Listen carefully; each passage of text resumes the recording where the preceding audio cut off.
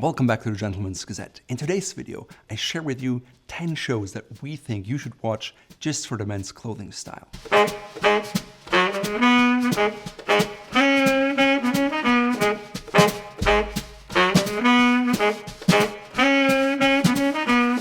Often TV shows focus on women, but if you take a closer look, the men's style can be quite interesting, and it's often used to define characters, underline their authority, or just underline certain quirks they have.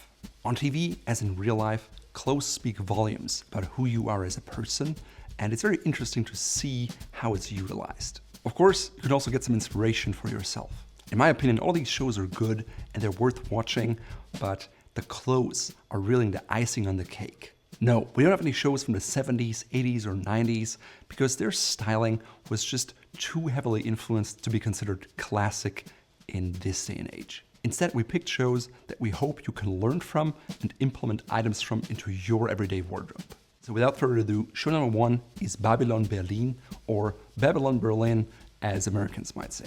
It's one of our most favorite recent shows, and it first aired in 2017 and is now in its second or third season because they split things up in Germany and the US differently. It's set in Berlin, Germany of 1929, which was the Weimar Republic or the post-World War I period, which was very difficult in Germany because of economic hardship under the Versailles Treaty. At the same time, it was the Roaring 20s, and Berlin was center stage for an elaborate, stylish nightlife. It's a fantastic time for men's clothing, as you can see the transition away from traditional Edwardian clothes and standards towards a more modern aesthetic that works for the everyday man. The main character is a police detective by the name of Gerion Rath, who comes to Berlin from Bonn, and his suits are a little above the average, but he still wears the same suits on a regular basis because that's what he would have done as a regular person in his position. His suits are almost exclusively three-piece suits, and the fabric that is used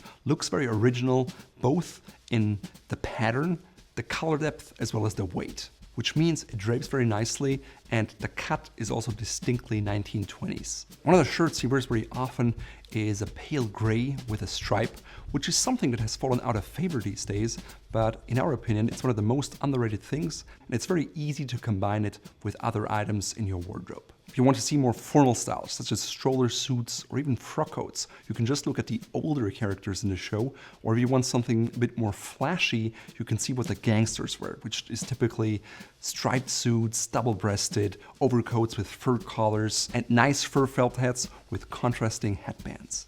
If you're interested in hats, it's a great show because there are lots of top hats, bowlers, Homburgs, and all kinds of other hats. I particularly like seeing men wearing those short ties that were prevalent in the 20s.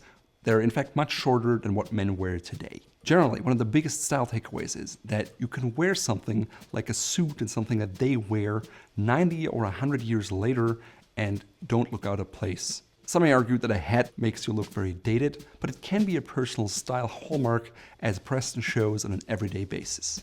Show number 2 is Peaky Blinders. It's unlikely that you haven't heard of them because we've written about them on their website. It's a very popular show in its 5th season, and it's a British production. As usually the case with English TV productions, the period clothing is spot on and much superior than anything you see in US movies or shows. Peaky Blinders starts in 1919, so a decade before Babylon Berlin, but because of the unique setting, it has quite a different style and feel. The show features a curious mix between the British working class style and a rebellion towards the stiff upper class British style.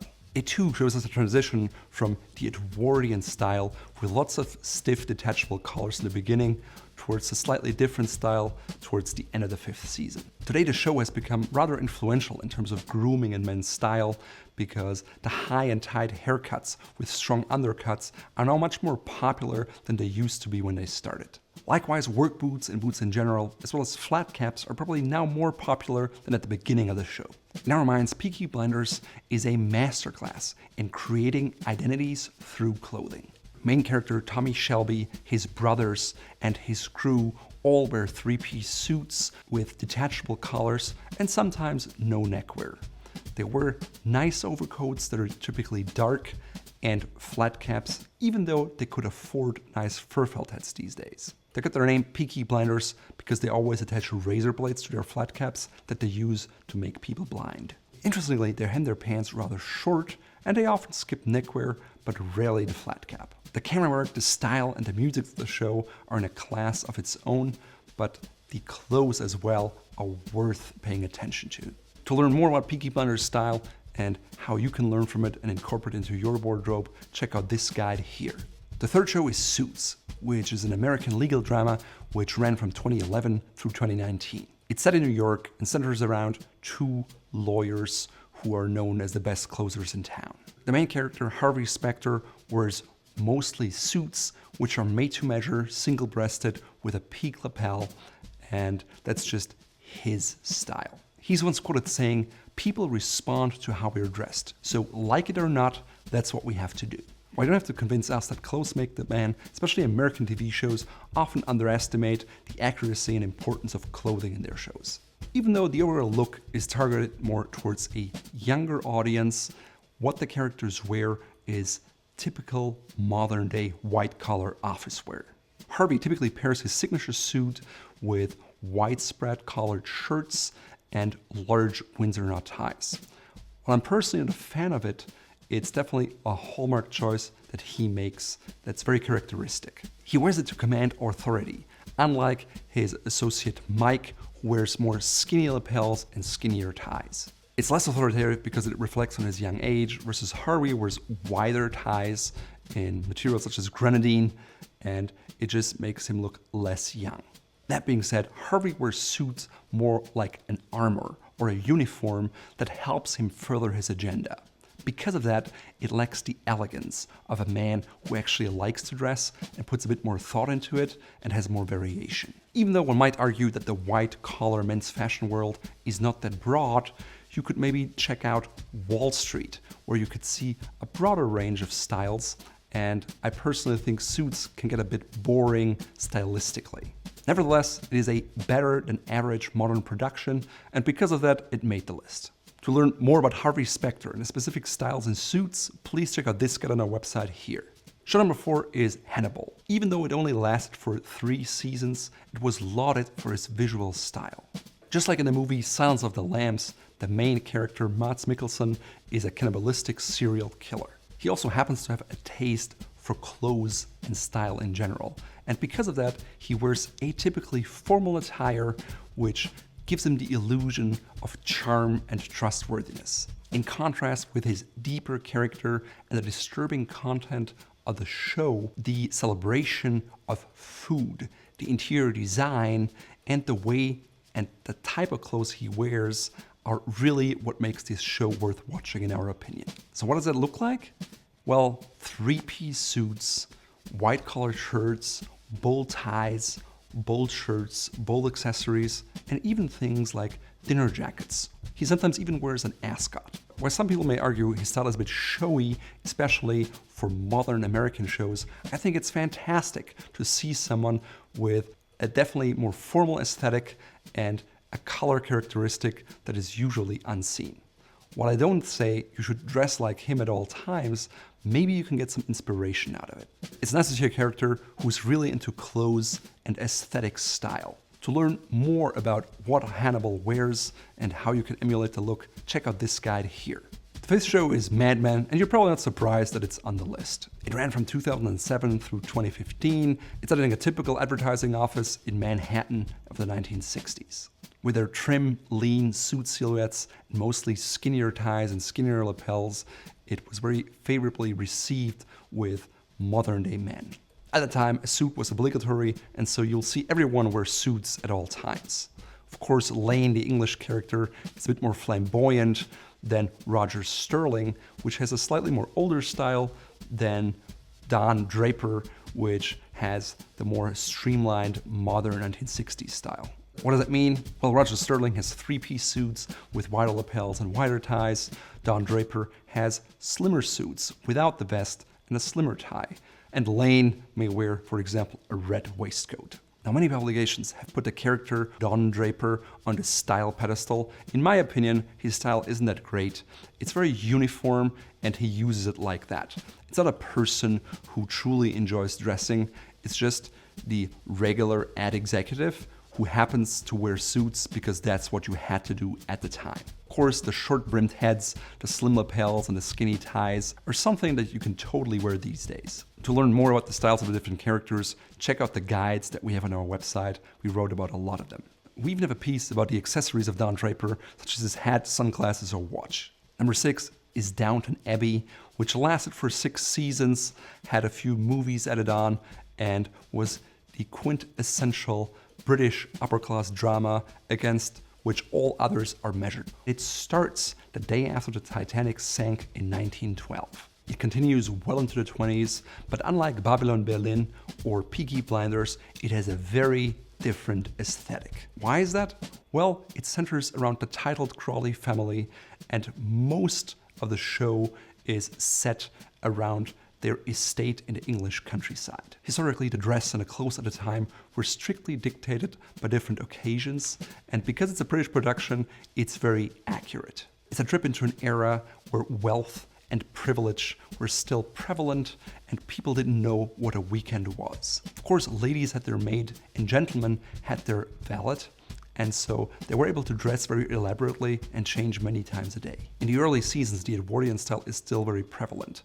White tie for dinner, formal outfits and morning wear during the day, and it gets a little more casual along the way. There's even one scene where the Dowager of Downton mistakes her son for a waiter because he's now wearing black tie. Would you think I might have a drink? Oh, I'm so sorry. I thought you were a waiter. The show reveals how the changing of styles and fashion was often disdained by the upper class as well as their servants. One of the seasons spans World War I, and so you get to see a lot of accurate military clothing, which is quite fascinating. We covered different men's styles of Downton Abbey quite thoroughly, and you can check them out on our website here. Show number 7 is Boardwalk Empire. It's set in the 1920s Atlantic City, and it evolves around the main character, Nucky Thompson. It spanned from 2010 to 2014, and it was one of the most expensive productions at the time, and because of that, they didn't skimp on the clothes. While it may not be entirely historically accurate, the clothes, the suits, the colors, the patterns that men wear in this show are fantastic. As expected, American style was a bit more flamboyant and louder than the British style in Downton Abbey, but that makes it all the more interesting. You can see many Winchester shirts, collar clips, 3-piece suits, boutonnieres, hats, and everything a clothes horse is interested in. Nucky Thompson has a different style than the younger Jimmy Darmody, than Chalky White, who's a lot louder and even wears like orange suits. It can also be interesting to find little mistakes, such as a center-bend tuxedo with notched lapels. It's not something people would have actually worn back in the day. Typically, black tie jackets had no vent. I'm sure the Brits would have never let that happen. Apart from that, you find lots of pastel shirts, large plaids, and nice fur collars. So definitely something to watch if you're into clothes. We also talked about this show more in depth on our website here. Number 8, The Crown. Again, it's a British TV series that focuses heavily on Queen Elizabeth II, as well as her husband, Prince Philip. Said to have been the most expensive TV series to have ever been produced, they did not skimp on the clothes either. Prince Philip and later his son Prince Charles are two of the most prominent male characters in the show, and you can see their conservative style of sometimes country suits, blazers, or formal clothing. It also shows us the Duke of Windsor, who obviously is very much into clothing and matching patterns, versus the other men don't really make a big fuss about clothes, it's just something they have to wear. Nevertheless, from modern standards, the degree of naval uniforms, black tie and white tie, is not something most men can wear today comfortably. You can also see the style of Anthony Armstrong-Jones or Lord Snowdon, which is different and more modern and upbeat than the classic Prince Philip, for example. I'd say for modern standards, The Crown is a great show for formal attire in menswear and British tailoring. Show number 9 is Agatha Christie's Poirot. It started in 1989 and lasted all the way through 2013.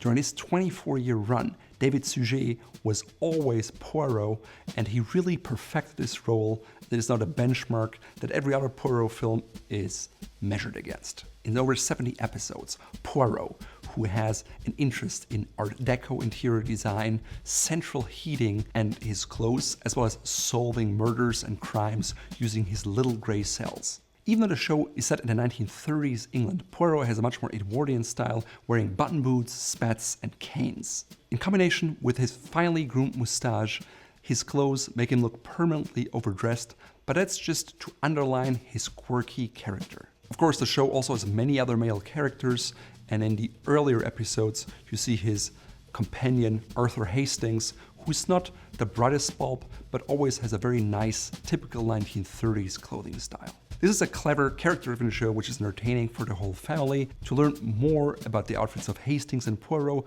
please check out this guide on our website here. Last but not least, number 10 is Succession.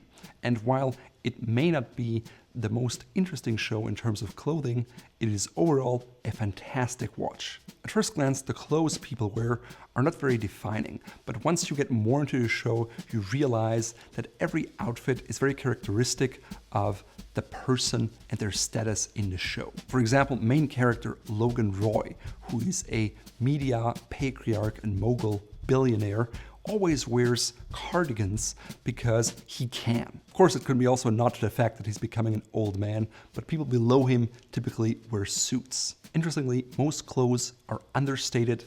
You rarely see labels, but you also get to dive into the lifestyle of the rich and famous. None of the main characters in the show seem to particularly like clothes or fashion, but it's still interesting to see how they dress to portray themselves in a certain light. Daughter Shiv, for example, tries to wear power suits, but it's not really working out for her. Second-born son Kendall Roy, who always tried to impress his father, all of a sudden wears Lanvin sneakers when he invests in a tech startup. And that also backfires.